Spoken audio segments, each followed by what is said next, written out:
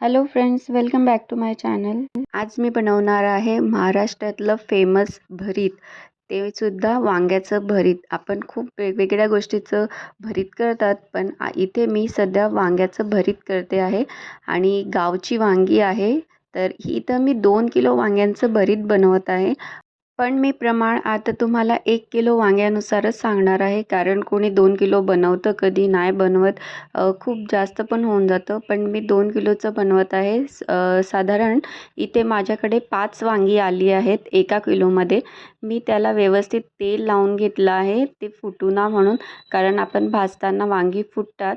तर आपण gas on केला आहे आणि त्यावरती जे तेल लावलेलं वांगं आहे ते आपण ठेवून देऊ. छानपैकी याला भाजायचं आहे. प्रत्येक गॅसवर मी इथे एक वांगं ठेवलेलं आहे आणि तुम्ही बघू शकतात इथे मी वांगं भाजायसाठी ह्या जाळ्या ठेवलेल्या आहेत. ह्या जाळ्या काळ्या पडतात, तर मी हे खास करून वांगे भाजायसाठीच ठेवलेलं आहे. जवळपास 10 मिनटं आपल्याला हे एक वांगं भाजायला लागणार आहे.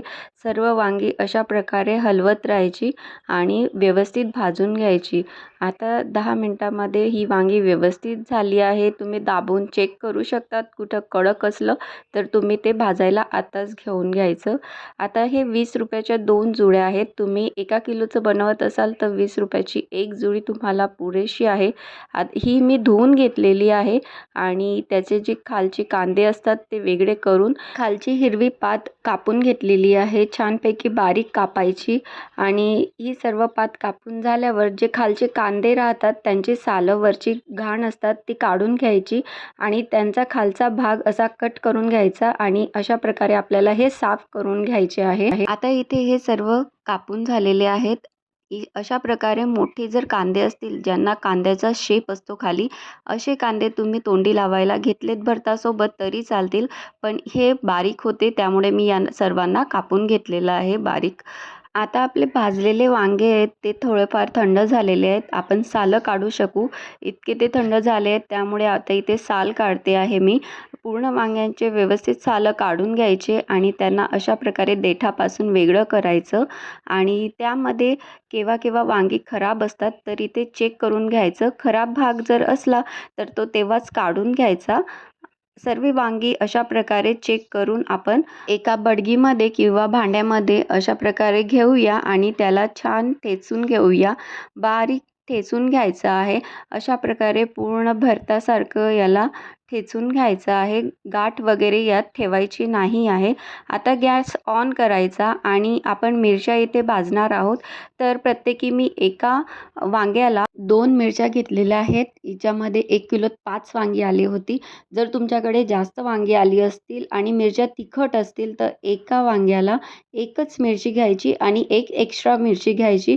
आता मी हे छानपैकी भाजून घेतलेलं आहे. भाजलेल्या मिरच्या मी बडगीमध्ये काढत आहे आणि त्यासोबतच मी इथे तो खालचा जो कांदा होता हिरव्या पातीचा तो टाकलेला आहे. थोडीशी मूठभर हिरवी पात टाकलेली आहे. त्याचप्रकारे आपल्याला मूठभर इथे लसूण घालायचं आहे. 2 चम्मच इथे मी मीठ घालते आणि मूठभर एवढीच आपल्याला कट केलेली कोथिंबीर घालायची आहे. आता हे सर्व व्यवस्थित आपल्याला ठेचून घ्यायचं आहे. तुम्हाला हवं असलं तर तुम्ही थोडंसं मिक्सरमधून याला काढून घेऊ शकतात, पण मी इथे हातानेच बडगीमध्ये ठेचत आहे. थोडासा वेळ लागेल पण चव छान येते, त्यामुळे मी इथे हाताने पूर्णपणे ठेचून घेतलेलं आहे. आता मी इथे कढाई ठेवते आणि कढाईमध्ये तेल टाकते आहे. जवळपास 3 ते 4 पडी मी इथे तेल टाकलेलं आहे.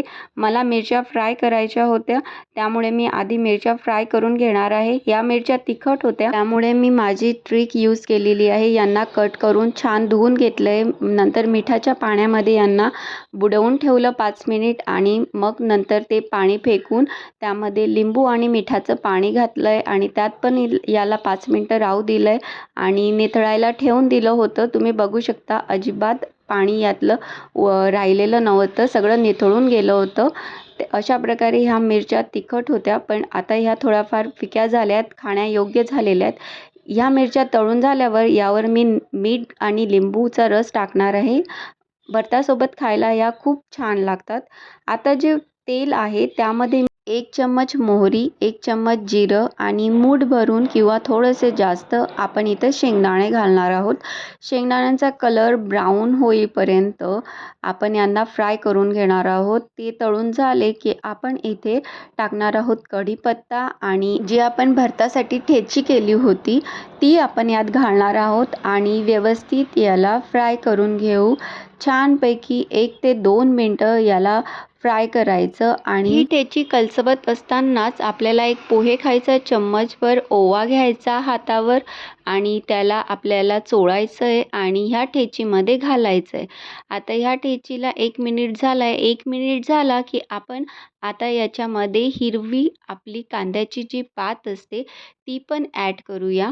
कांद्याची पात पूर्ण ॲड करायची आणि छानपैकी मिक्स करायची, त्याला हलवायची. आता आपण ठेची करत असताना जसं आपल्याला तेल सुटलं होतं तसं तेल सुटेपर्यंत आपल्याला याला छानपैकी कलसवून घ्यायचं आहे.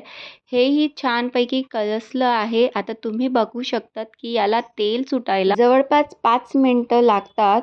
5 मिनटानंतर हे छानपैकी कलसवून जातं.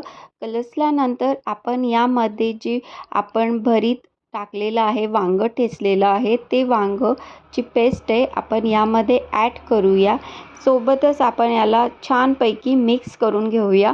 मिक्स केल्यानंतर आपण यामध्ये जर आपल्याला थोडंसं चाखून बघितल्यानंतर मीठ कमी वाटलं तर तुम्ही मीठ टाकू शकतात.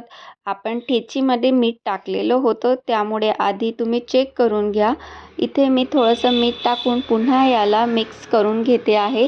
मिक्स केल्यानंतर यामध्ये आपण टाकणार आहोत थोडीशी कोथिंबीर पण मी इथे टाकली आहे आणि छानपैकी याला मिक्स करून घेते आहे.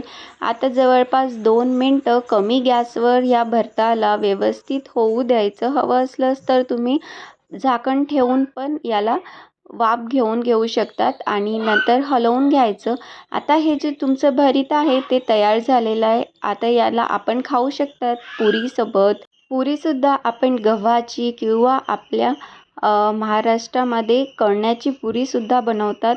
मी इथं कणण्याची भाकरी बनवली आहे आणि त्यासोबत मी इथं भरीत, आमसूलची कढी, काकडी वगैरे ठेवलं आहे तोंडी लावायला.